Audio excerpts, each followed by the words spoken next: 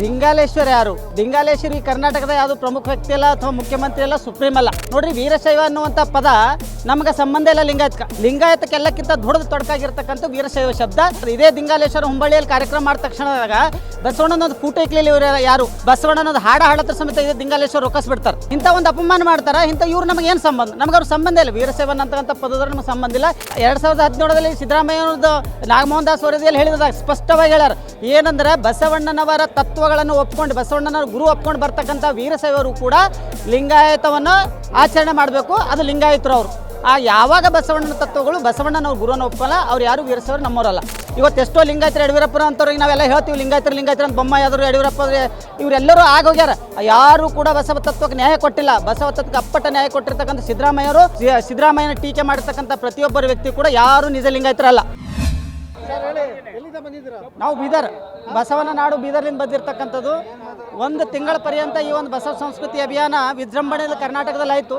ಅದು ಒಂದು ಉತ್ತಮವಾಗಿರ್ತಕ್ಕಂಥ ಸಂದೇಶವನ್ನು ಸಮಾಜಕ್ಕೆ ಕೊಡ್ತು.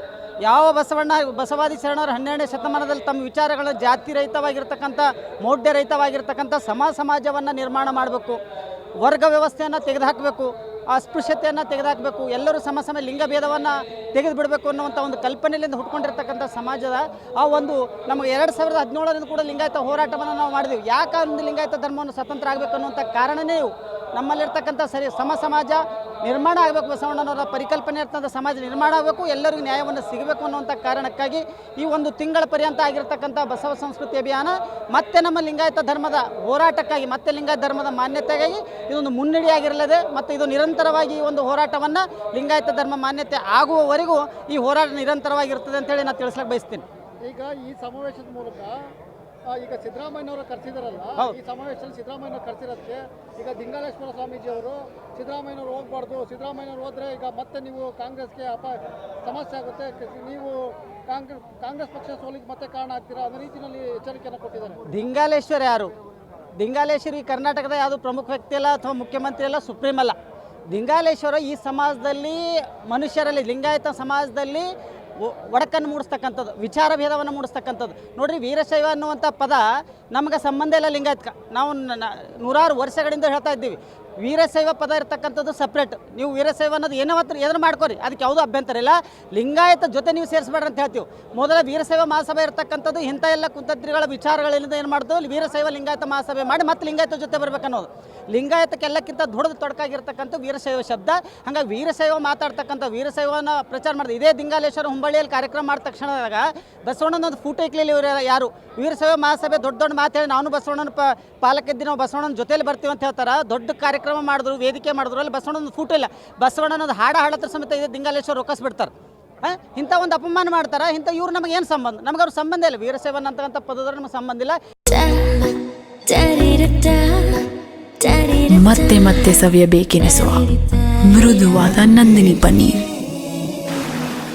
ಬಸವಣ್ಣನ ಒಪ್ಕೊಂಡು 2017ರಲ್ಲಿ ಸಿದ್ದರಾಮಯ್ಯನವ್ರದ್ದು ನಾಗಮೋಹನ್ ದಾಸ್ ವರದಿಯಲ್ಲಿ ಹೇಳಿದಾಗ ಸ್ಪಷ್ಟವಾಗಿ ಹೇಳ್ಯಾರ ಏನಂದ್ರೆ, ಬಸವಣ್ಣನವರ ತತ್ವಗಳನ್ನು ಒಪ್ಕೊಂಡು, ಬಸವಣ್ಣನವರ ಗುರು ಒಪ್ಕೊಂಡು ಬರ್ತಕ್ಕಂಥ ವೀರಶೈವರು ಕೂಡ ಲಿಂಗಾಯತವನ್ನು ಆಚರಣೆ ಮಾಡಬೇಕು. ಅದು ಲಿಂಗಾಯತರು ಅವರು. ಯಾವಾಗ ಬಸವಣ್ಣನ ತತ್ವಗಳು, ಬಸವಣ್ಣನವ್ರ ಗುರುವನ್ನು ಒಪ್ಕೊಳ್ಳಲ್ಲ, ಅವ್ರು ಯಾರು ವೀರಶೈವರು ನಮ್ಮವರಲ್ಲ. ಬಸವಣ್ಣನ ಒಪ್ಕೋರಿ, ನಾವು ಅವರನ್ನು ಒಪ್ಕೋತೀವಿ, ನಾವು ಅವರನ್ನು ಅಪ್ಕೋತೀವಿ, ಅವರನ್ನು ನಾವು ಬರ ಮಾಡ್ಕೋತೀವಿ. ಹಾಗಾಗಿ ಲಿಂಗಾಲೇಶ್ವರಕ್ಕೆ ಇದಕ್ಕೆ ನಮಗೆ ಸಂಬಂಧ ಇಲ್ಲ. ಲಿಂಗಾಲೇಶ್ವರ ಎಲ್ಲಿವರೆಗೆ ಬಸವಣ್ಣನ ಒಪ್ಕೊಳ್ಳಲ್ಲ ಅಲ್ಲಿವರೆಗೆ ನಮ್ಗೆ ಲಿಂಗಾಲೇಶ್ವರ ಸಂಬಂಧ ಇಲ್ಲ. ಮತ್ತು ವೀರಶೈವ ಪದವನ್ನು ಅಂತದ್ದು ಯಾರು ವೀರಶೈವ, ಎಲ್ಲರೂ ಕೂಡ ಒಂದೇ ನಾಡಿನ ಒಂದೇ ಪರಂಪರೆ ಮಕ್ಕಳಿದ್ದೀವಿ ನಾವು.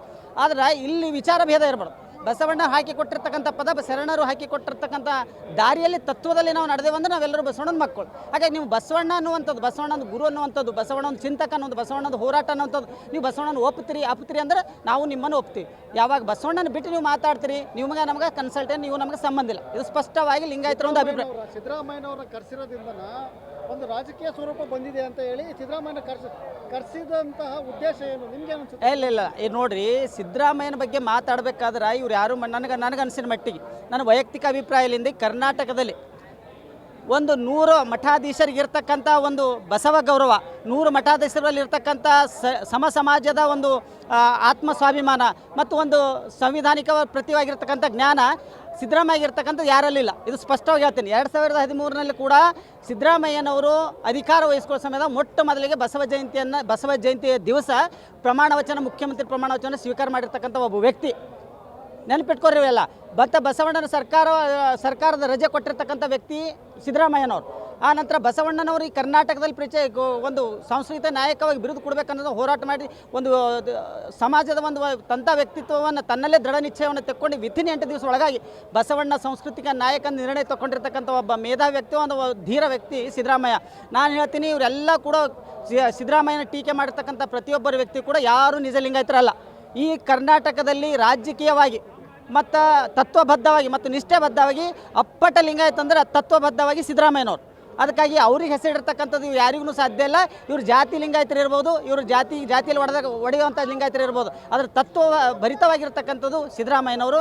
ಅದಕ್ಕೆ ಇವರೆಲ್ಲ ಬಂದವರು ಸಿದ್ದರಾಮಯ್ಯ ಮುಖ್ಯಮಂತ್ರಿ ಈ ಒಂದು ಎಲ್ಲ ಸಮಾಜದ 6 ಕೋಟಿಯ ಕರ್ನಾಟಕದ ಒಂದು ಪ್ರತಿನಿಧಿ ಆಗಿರ್ತಾರೆ. ಅವ್ರು ನೀವು ಕಾರ್ಯಕ್ರಮ ಮಾಡೋರು ನಿಮ್ಮಲ್ಲಿ ಬರ್ತಾರೆ, ಮತ್ತೊಬ್ಬರು ಕಾರ್ಯಕ್ರಮ ಮತ್ತೊಬ್ಬರು ಬರ್ತಾರೆ. ಅವರು ಅದು ಯಾವ ತತ್ವಬದ್ಧವಾದ ಕರೆಕ್ಟ್ ಅದಾಗ ಸಪೋರ್ಟ್ ಮಾಡ್ತಾರೆ. ಅದು ಮಾಡಬೇಕು. ಒಬ್ಬ ನಾಯಕನಲ್ಲಿ ಇರ್ತಕ್ಕಂಥ ಧೀರವಾದಾಗಿರ್ತಕ್ಕಂಥ ದೃಢತೆ ಇರ್ತಕ್ಕಂಥದ್ದು ಸಿದ್ದರಾಮಯ್ಯಲ್ಲಿ ಬರೋದ.